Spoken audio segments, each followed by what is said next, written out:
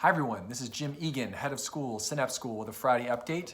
Welcome back to school. It's been a very busy start to our first week back. We had curriculum building happening on Monday. Teachers were working in teams, also taking a look at diversity, equity, and inclusion and how that can be brought into the class, into their curriculum, into their pedagogy.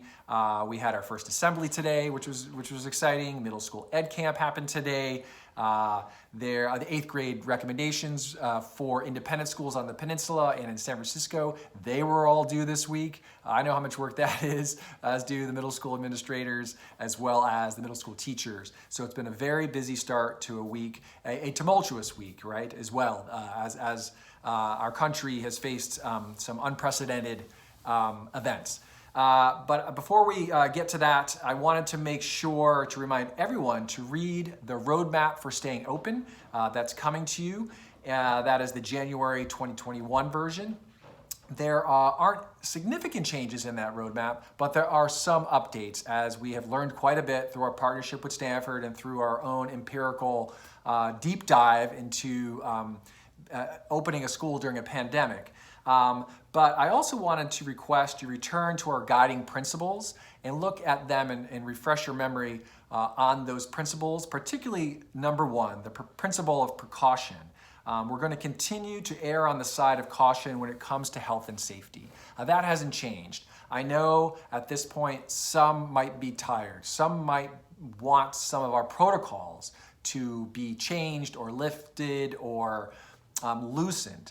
We are going to continue to have that principle front and center. Safety and caution and our health and wellness are going to be paramount and number 1. That's the number 1 principle, and it continues to be the number 1 aspect of my focus on our staying open. The other principle that I want you to take a look at is the 5th principle, be flexible. The dynamic nature of the knowledge that we're getting regarding the virus requires flexibility. We know that, you knew that. I also know at Synapse, one of our superpowers is flexibility, adaptability. And so let's really embrace that superpower and continue to use it as we navigate what will likely be a challenging month or two ahead of us. So please look at the roadmap for staying open. I want to return to the events that happened this week on the Capitol. Most of you by now saw my email. If you haven't read it, please do. But I did want to tell you what we're doing here as a school for our children. So the teachers, both in the middle school and the lower school, are working in their classes with kids. Our SEL team is well equipped to address any issues that we may see students having with the events at the Capitol and how they interpret those events. I spoke today at the assembly as well. I made sure that our kids know that we love them, that we care about them, and that Synapse is a safe place.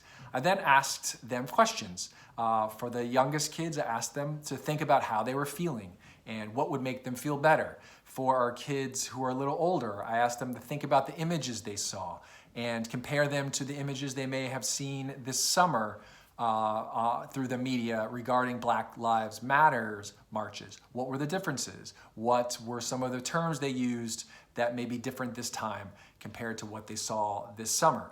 And then I asked the 8th graders to really think about how they are going to be change makers as they prepare to leave Synapse for high school in a few short months, actually.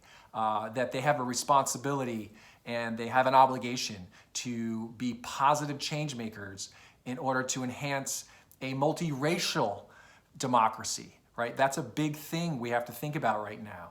So there are more questions than there are answers, but we are here to help. I have extreme confidence in our teachers as well as our staff to help kids navigate a very troubling time. I know as an adult, it is a difficult thing to make sense of. I'm having my own emotional swings. So I can only imagine what it must be like for a child. But we are here to help. Okay, that is all for this week. There are lots of things that are positive to focus on here at school. I had meetings today regarding our 9th grade in high school, where we are looking to create a high school based on wellness, based on social justice, based on innovation. Those are always very exciting. I had meetings today around partnerships with groups on the peninsula, such as the Boys and Girls Club of the Peninsula.